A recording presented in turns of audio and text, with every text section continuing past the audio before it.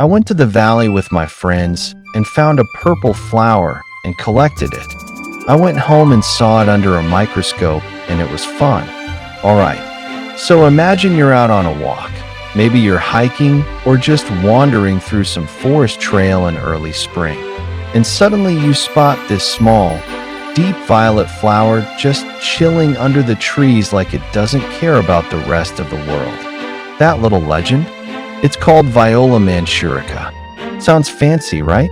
But it's actually a wild violet, native to places like Korea, Japan, and parts of China.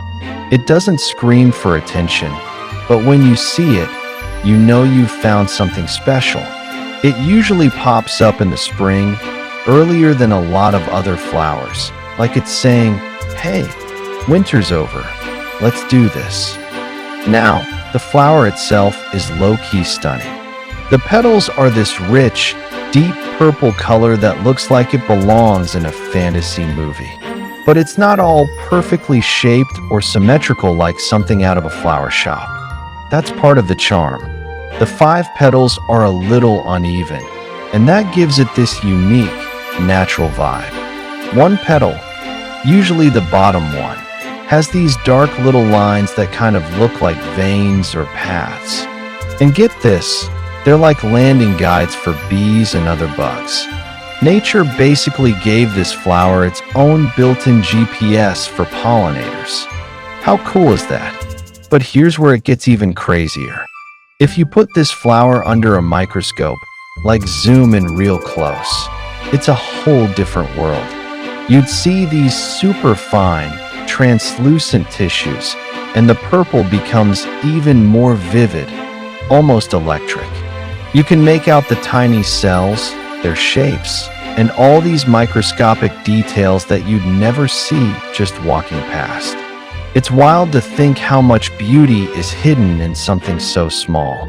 Like, it's doing all this work to look amazing on a level most people never even notice. And if you're wondering where it likes to hang out, Viola mandshurica doesn't just grow anywhere. It's picky, but not in a diva kind of way. It likes moist, shady places. Think hillsides, forest edges, and quiet little spots where not much else grows. It's kind of like that one quiet person who skips the party but is out in nature living their best life. It thrives where it's peaceful and still, soaking up the damp air and filtered sunlight. But wait, this violet isn't just about looks. It's actually got a history too. In traditional medicine, especially in East Asia, people have used parts of the plant for its cooling and detoxifying powers. So yeah, it's pretty and it might help you chill out literally. That combo of elegance and usefulness makes it one of those flowers that just gets more impressive the more you learn about it. It's not loud, it's not showy, but it's solid, dependable, and kind of magical in its own way. Think about it. How many people walk past flowers without even giving them a second thought? But this one, it's working hard behind the scenes. It's helping pollinators do their job, quietly keeping little ecosystems alive. And even though it's tiny, it adds this splash of color to the forest floor that can totally change the mood of a place.